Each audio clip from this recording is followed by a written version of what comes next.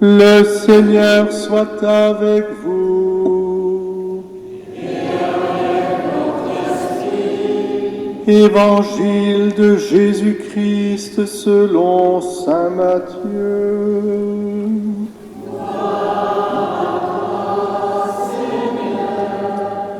Au chapitre 4e, en ce temps-là, Jésus fut conduit au désert par l'Esprit pour être tenté par le diable. Après avoir jeûné 40 jours et 40 nuits, il eut faim. Le tentateur s'approcha et lui dit : « Si tu es fils de Dieu, ordonne que ces pierres deviennent des pains. » Mais Jésus répondit : « Il est écrit, l'homme ne vit pas seulement de pain, mais de toute parole qui sort de la bouche de Dieu. »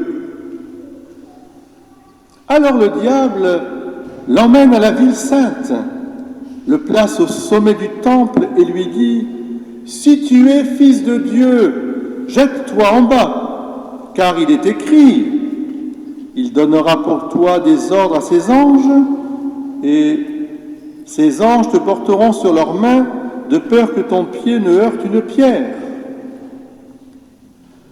Jésus lui déclara : « Il est encore écrit, tu ne mettras pas à l'épreuve le Seigneur ton Dieu. » Le diable l'emmène encore sur une très haute montagne et lui montre tous les royaumes du monde et leur gloire. Et il lui dit : « Tout cela, je te le donnerai, si, tombant à mes pieds, tu te prosternes devant moi. » Alors Jésus lui dit : « Arrière, Satan, car il est écrit, c'est le Seigneur ton Dieu que tu adoreras, à lui seul tu rendras un culte. » Alors le diable quitte, et voici que des anges s'approchèrent et ils le servaient. Acclamons la parole de Dieu. Louange à toi, Seigneur Jésus. Voilà, c'est le sens du carême que nous voyons là. D'abord, chers frères et sœurs, bon dimanche à vous tous. On peut déjà se souhaiter un bon dimanche, car je vous rappelle que le dimanche n'est pas un temps de pénitence. C'est le jour du Seigneur. Donc j'aimerais que vous ayez des mines un peu réjouies quand même.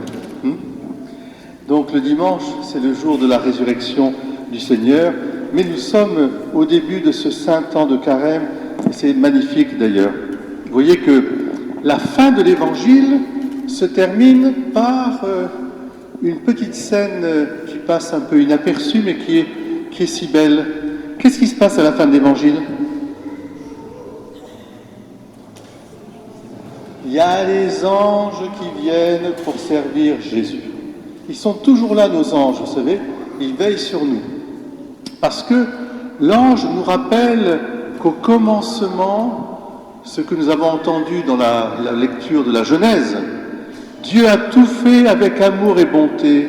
Il fait tout pour que nous soyons heureux. Tout. Lui qui nous a créés de rien, a pris de la poussière, soufflé son souffle de vie, placé dans le jardin avec des quantités de bonheur qui sont symbolisés par des fruits, des arbres.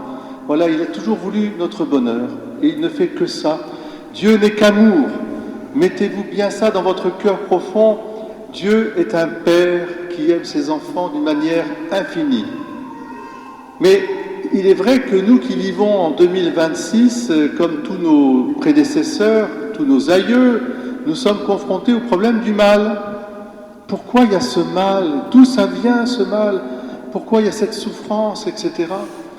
Et voilà que, à peu près 10 siècles avant que Jésus arrive, l'auteur du récit de la Genèse a placé ce récit de la chute de nos parents. C'est un récit imagé, bien sûr, mais qui dit déjà tout, absolument tout. Tout est écrit, en fait, déjà. Et si vous voulez bien vous rappelez cela, vous verrez que les anciens n'ont fait que, en fait, nous dire déjà l'essentiel. Au fond, l'homme est un enfant de Dieu qui est tombé du paradis, si vous voulez, mais nous sommes faits pour ce paradis. Et c'est ce que Dieu voudra toujours pour nous. Alors, qu'est-ce qui s'est passé au jardin d'Éden? Comment s'y prend? Alors, évidemment, le serpent, c'est une image. Pourquoi le serpent, à votre avis? Qu'est-ce qu'il y a, le serpent? Il se louvoie. Donc, s'il louvoie, ça veut dire que le serpent, c'est le symbole de la méfiance, de la défiance. Regardez bien comment il s'y prend. Est-ce qu'il dit qu'il faut faire du mal? Pas du tout. Il commence par une question. Est-ce que vous vous rappelez la question? Ou plutôt une affirmation qui est un mensonge. Alors, vous êtes bien dans le jardin, mais Dieu vous a interdit de manger des fruits, des arbres. Vous voyez, c'est un mensonge, parce que Dieu n'a pas interdit, au contraire. Mais il a voulu protéger d'un seul arbre, qu'on appelle l'arbre du bien et du mal. C'est-à-dire que Dieu ne voulait pas que l'homme libre puisse faire le mal, c'est ça que ça veut dire. Mais alors le diable s'y prend comme ça en disant « Ah mais non, il ne veut pas que vous mangiez des fruits de l'arbre. » Non, dit Ève, on a le droit de manger de tout, sauf de ça. Ah oui, mais alors qu'est-ce qu'il dit? Pour la défiance envers Dieu, vous voyez, combien il veut séparer de l'amour de Dieu. Oui, mais c'est parce que Dieu a peur que vous deveniez comme lui. Mazet, comme on dit ici au pays. Hein? Mazet, mais dis donc. Pas du tout. Mais Ève, elle regarde de nouveau le fruit, c'est vrai qu'il a l'air d'être beau, etc. C'est le péché d'Adam, de Satan, lui aussi, hein, on verra. Bon, bref, comme on dit d'une manière imagée, il y avait une pomme, poma en latin, ça veut dire à fruitier, hein, c'est pas la pomme en soi, mais on va dire qu'il y avait une pomme, il y avait 2 poires, Adam et Ève, et puis beaucoup de pépins après. Donc ça fait une bonne salade de fruits si vous voulez. Mais Dieu n'a pas laissé l'homme dans cette faute. Et tout de suite, il est intervenu pour dire à Satan, tu n'auras pas le dernier mot, car de la descendance de cette femme viendra quelqu'un qui te vaincra, et tu chercheras à mordre le talon de la femme, mais elle t'écrasera de ton talon, par son talon. Voilà. Et donc c'est déjà l'affirmation de la promesse du salut. Alors, si ce récit a été placé au premier dimanche de Carême, c'est parce qu'il est emblématique quelque part de 2 choses, d'une vérité profonde. La première des choses que vous devez comprendre, c'est que Dieu est amour et qu'il ne fait que du bien et qu'il nous donne du bien. En s'adressant à Dieu, vous recevrez toujours du bien, jamais du mal. Le mal, c'est pas Dieu qui le fait.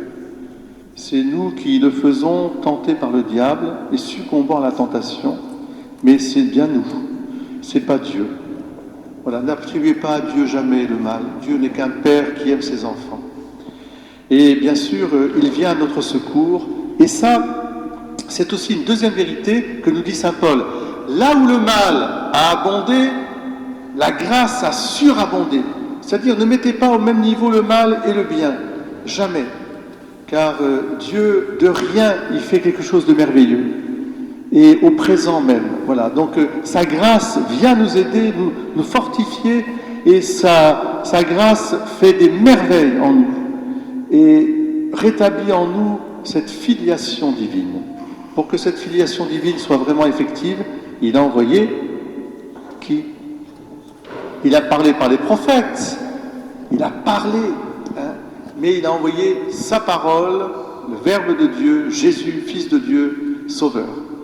Donc tout le discernement à avoir, c'est à rejeter la défiance envers Dieu que veut instiller le diable et à écouter la parole de Dieu. Cette parole qui est créatrice, qui est vie, qui est libération, qui est grâce, cette parole qui s'appelle Jésus. Mais la parole de Dieu, elle est depuis la Genèse. Adam et Ève ont écouté au départ la parole de Dieu, qui ne voulait que du bien, puis ils se sont détournés de cette parole, ils ont écouté la parole du diable. Alors, nous retournons vers cette parole de Dieu. Et voyez que dans l'Évangile, comment le diable s'y prend. Bon, il voit qu'on veut faire un bel effort. Vous savez, chez les Juifs disent qu'on est tous Adam et Ève. Parce qu'on est tous dans ce chemin de tentation qui nous est proposé aussi. On est tous amenés au désert. Et avec Jésus, bien sûr, qui va nous aider à passer ce temps de désert, de carême. Mais c'est un peu l'image de notre vie. On est des pèlerins. Alors, comment s'y prend le diable? Il voit que Jésus a faim. C'est normal, moi aussi j'ai faim. Et quand on ne vit que si on a des appétits, et l'appétit vient en mangeant, comme on dit, mais c'est surtout que l'appétit dirige notre vie. Seulement, il faut que cet appétit soit ordonné au bien profond de notre vie. Tout cela est bon, mais il ne faut pas que les nourritures terrestres empêchent les nourritures de notre âme et nous séparent de Dieu. Donc il tente Jésus sur cette première tentation de la chair, on pourrait dire, qui est banale, qui est en soi la société de consommation, qui devient une société de surconsommation. Et vous voyez qu'on revient aussi à un thème cher à l'Église, qui est la sobriété aussi, à savoir être sobre. Voilà. Alors, ça ne veut pas dire qu'on est triste et qu'on ne fait pas la fête quand il faut la faire, qu'on ne se réjouit pas, etc. Mais Jésus va lui répondre quelque chose. Il va s'appuyer sur la parole de Dieu. Il est écrit, et qu'est-ce qu'il est écrit? L'homme ne se nourrit pas que de pain. Ça ne veut pas dire qu'on ne se nourrit pas de pain. Ces nourritures terrestres sont bonnes, mais de toute parole qui sort de la bouche de Dieu. Autrement dit, si Jésus est allé au désert, c'est d'abord pour faire une retraite, pour rencontrer son Père, pour prier. C'est le temps du carême, c'est ça. C'est vraiment un temps de communion, de tendresse avec Dieu, notre Père, de retrouver la confiance en Dieu, non pas la défiance, mais la confiance. Ayez confiance, chers frères et sœurs, Dieu ne vous décevra jamais. C'est le bon Dieu, comme on dit. Il est bon, toujours bon. Alors, le serpent, le diable, El Diabolo, c'est celui qui met la défiance, qu'est-ce qu'il va faire? Comme il entend que Jésus lui a répondu avec la parole de Dieu, le diable est intelligent, lui. Il connaît l'Écriture. Alors il le tente d'une deuxième façon en citant l'Écriture. Lui aussi, il devient un prédicateur de l'Écriture. Si tu es fils de Dieu, jette-toi du temple, parce qu'il est écrit, les anges te porteront, etc. Donc la tentation plus subtile qui peut nous arriver quand dans la vie spirituelle, peut-être on peut être tenté d'une vaine gloire, de considérer qu'on est meilleur que les autres, de penser que à moi il ne peut rien m'arriver parce que je suis chrétien, je suis catholique, je suis baptisé, etc. Non. Ne tente pas Dieu. Et c'est ce que va lui répondre Jésus en citant un autre passage de l'Écriture. Tu ne t'en mettras pas à l'épreuve Dieu. Au fond, ne te brûle pas les ailes. C'est pas parce que tu es chrétien que tu es meilleur que les autres. Mais tu dois montrer l'exemple de la présence de Dieu aux autres. Et donc, reste humble et petit. Tu ne tenteras pas Dieu. Et enfin, la troisième tentation, là, le diable n'en peut plus, il se dévoile. Il ne cite pas l'Écriture, mais au contraire, il amène Jésus sur la haute montagne, laquelle, je ne sais pas, vous aussi à mon avis, et il lui montre tous les trésors du monde. À côté de la caverne d'Ali Baba, c'était rien. Et bien, il lui montre tous les royaumes, et il lui dit en plus un mensonge. tout cela sera à toi. Vous savez, le diable, c'est un menteur. Hein. Vous savez, les civilisations, elles sont toutes passées. Les royaumes sont tous passés. Parce que tout ça, ça passe. Donc c'est un mensonge déjà. Tout cela, tu l'auras. Si, te prosternant, tu m'adores. C'est ça en fait. L'adoration, alors là, Jésus va des rétros Satanas. Il lui répond cela. L'adoration, tu n'adoreras que Dieu seul, tu le serviras tout ton cœur, toute ton âme, toutes tes forces. C'est le cœur même de la parole révélée. Dieu qui est amour, je peux m'adresser à lui avec confiance et lui donner ma foi totalement. Et lui seul, je peux adorer. Les créatures, jamais. Elles ne restent que des créatures, et encore moins le diable. Donc, tu n'adoreras que Dieu seul. Et c'est le cœur même de notre carême, vous voyez.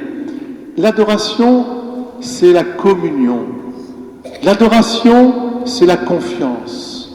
L'adoration, c'est la prière, je dirais, confiante, qui fait qu'on peut jeûner, on peut faire l'aumône, parce qu'on sait que Dieu, notre Père, est providence. Il n'abandonnera jamais aucun de ses enfants. Jamais. De la terre jusqu'au ciel. Et ceux qui sont partis devant nous, eh bien, ils nous préparent aussi une demeure. C'est ça l'adoration. Retrouver le sens de l'adoration profonde. C'est-à-dire la confiance en Dieu, là où le diable ne cesse de semer la défiance. Alors je vous invite, c'est ça le carême profond, je vous invite vraiment à marcher à la suite de Jésus.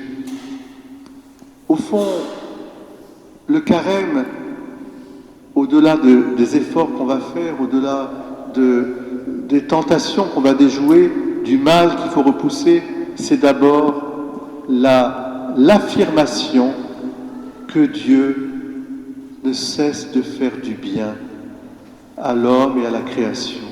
Dieu n'est qu'amour. Et c'est cet amour qu'il nous faut rencontrer de plus en plus, faire la rencontre. Et c'est cet amour qui a suscité chez nos jeunes adultes et les jeunes, eh bien la réponse à l'appel décisif. Ils sont en train de dire oui devant l'évêque d'Avignon, oui pour toujours. Ils vont inscrire leur nom au livre de vie. Eh bien vous aussi, chers frères et sœurs, vous allez dire oui à nouveau. Oui à l'amour, oui à Dieu qui n'est qu'amour. Oui, c'est ça l'adoration. Ta parole, Seigneur, est vérité et ta loi, délivrance. Rends-nous la joie d'être sauvés, et nos lèvres publieront ta louange. Raffermis nos pas, viens nous recréer, mets en nous, Seigneur, un cœur nouveau. Rends-nous la joie d'être sauvés, et nos lèvres publieront ta louange. Raffermis nos pas, viens nous recréer, mets en nous, Seigneur, un cœur nouveau.